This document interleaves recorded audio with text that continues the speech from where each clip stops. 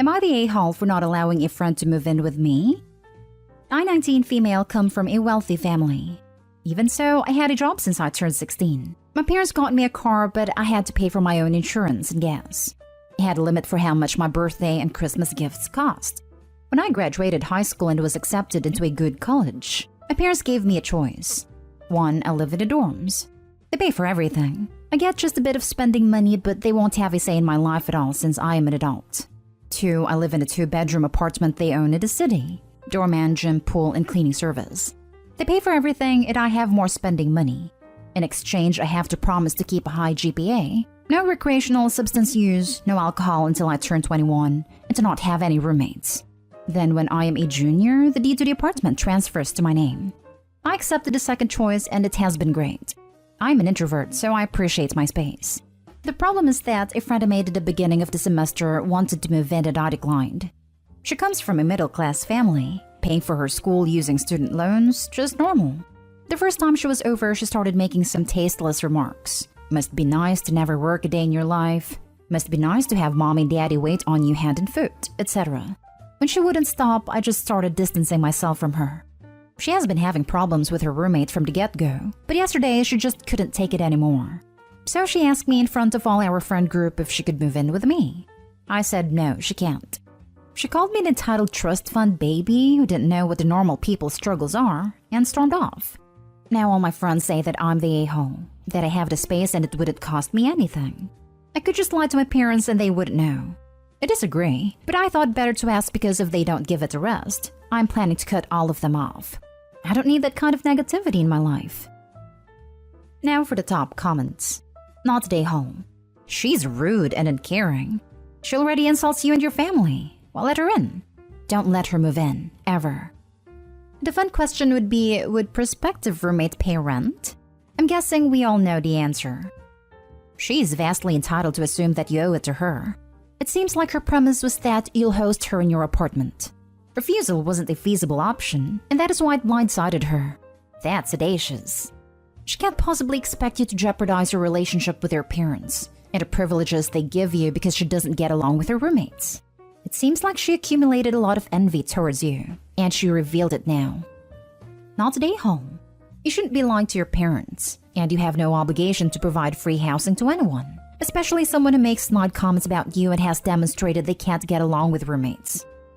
To be fair to her, her roommate is a nightmare, so she's at fault on that side. Okay, I take that part back.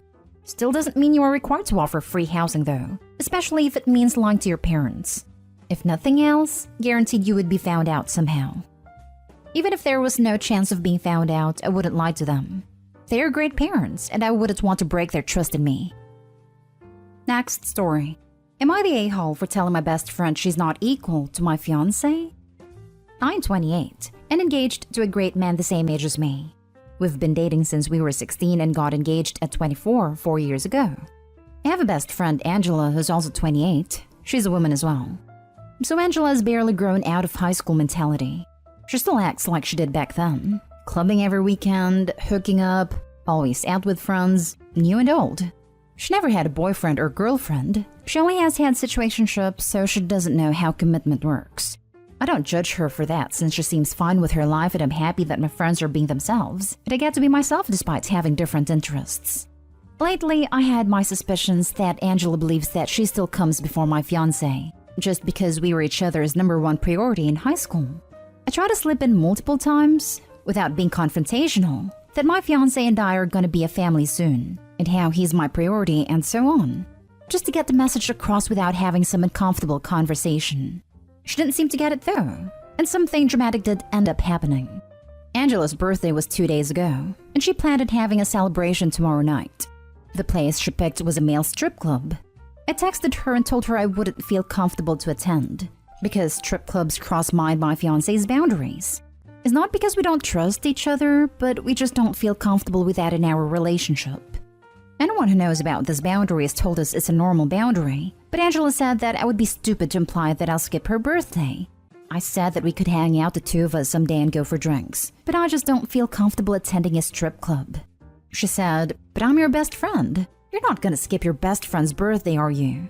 I said, "Sadly, I'll skip it. but I insisted on an alternative for another day.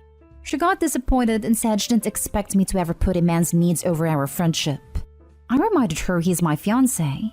She argued that him being a fiancé of mine doesn't mean he deserves special treatment over her.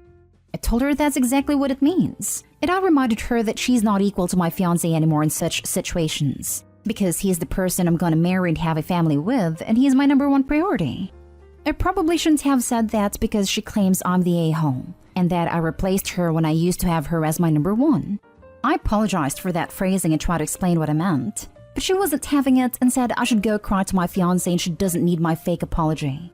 I didn't mean to hurt her feelings. I just felt like she was pushing me and had a one-sided competition with my fiancé, and I said that.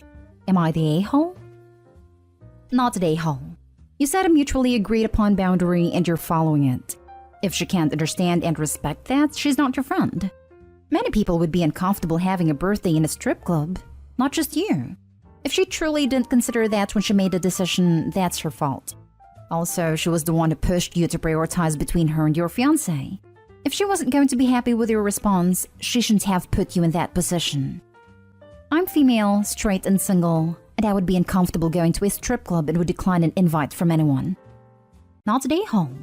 You two are growing up. It's life, and it happens. How we handle it is up to us. But it sounds of it, you are a good and supporting friend. Even though the dynamic is changing, you are still there for them. Just remember they may not see it that way. All you can do is try your best to remind them they are still important to you, but there are boundaries. Hope this helps, and best of luck. I tried to explain it to her after I tried to apologize. She's definitely still one of the most important people in my life, but she has a hard time understanding boundaries and priorities because she's more free-spirited than I am. She doesn't know what those terms mean. I can't entirely blame her, but sometimes her insisting on putting herself above my fiancé seemed on purpose, so I felt disrespected. I would suggest giving her more time to adjust. I know I had a bit of a hard time when my friends were getting married. It can be a little scary, but the effort you were putting in should help her to adjust. Does she get along with your fiancé? That may be another reason she's lashing out. They get along. They're not best friends exactly, but they're friendly with each other, but have different interests, so they can't communicate about much. Next story is titled, Am I the a-hole for refusing to stay home with my kids while my husband attends my brother's wedding? I'm a stay-at-home mom and my husband works full-time. We have 3 kids and one of them is 2 years old. My husband helps a lot with the kids. He's a committed dad, but is absolutely against babysitters, due to an awful incident with a babysitter that was the reason his younger male cousin James got disabled years ago. I don't go out much since I have to take the kids with me, and not every place is suitable for kids. We received an invitation from my brother's, who has been my husband's friend since college, wedding which we later discovered was child-free. My brother lives states away, so the entire trip will take 4 days, as well as my brother's in-laws' weekend dinner party, their tradition. I told my husband I want to go, since it's been a while since I've been to a wedding, and this one is special, and suggested we get a trusted friend as a babysitter. He asked if I was serious to consider leaving our 2-year-old with a babysitter, and suggested that I do what I normally do and stay home with the kids while he goes to the wedding. I refused, and said I have as much right to attend as him since we both were invited. He said it wasn't his fault my brother wants a child-free wedding, and I should do this for the kids and sacrifice for their sake. I still refused and said this was unfair, and since he's a parent too, then he should also stay for the kids. He looked at me and said, "That's my best friend's wedding you're asking me to skip for Christ's sake. Are you kidding me?" Then said I was being petty for suggesting this and that I was basically choosing to go and party over keeping our kids safe. He asked me to consider this a business trip. What would I do? Go with him and leave the kids? I said I understand his paranoia of babysitters, but really all my friends have sitters and at times they're really needed. He said I ought to know better than what my friends tell me and this wasn't even up for discussion. And when I kept arguing, he called me selfish and said he won't let me ruin his relationship with his friend because I was being spiteful for not being able to attend, and that my brother will understand my situation. He keeps asking who's more important, a wedding party or my kids, and said I was unreasonable for making my attendance the hill to die on. Am I the a-hole? Am I being selfish for wanting to attend this wedding, my brother's wedding, after 4 years not attending anything? I have a hard time to believe your husband is a good dad. Every single sentence from him smells like entitlement and selfishness. If you can't go to your brother's wedding, so can't he. Why doesn't he stay at home and you attend? Since this never came to his mind, he thinks less of you and your needs. You are the servant for the children, not his wife who is on the same level. This wedding shows you what kind of person your husband is and what he thinks of you, not Dayhall. Literally, every single accusation he's trying to throw at Opie is equally applicable to him. The hypocrisy and obtuseness are truly astounding. Exactly. Why should Opie miss her brother's wedding? Call me old-fashioned, but I think brother outranks best friend.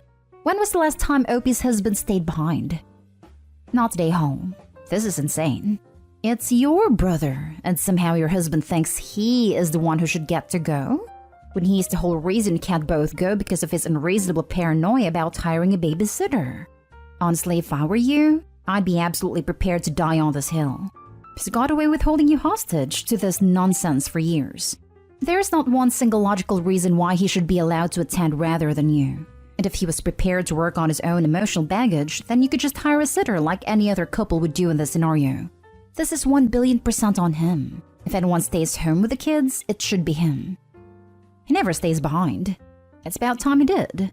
He wants no babysitter? Well, he is dead, so he can stay and let Opie go to her brother's wedding. What I don't get is, it's her family. Is there not someone in his family who can watch the kids if he wants to go so bad? Not stay home. If he's the one against the babysitter, then he should be the one who stays at home.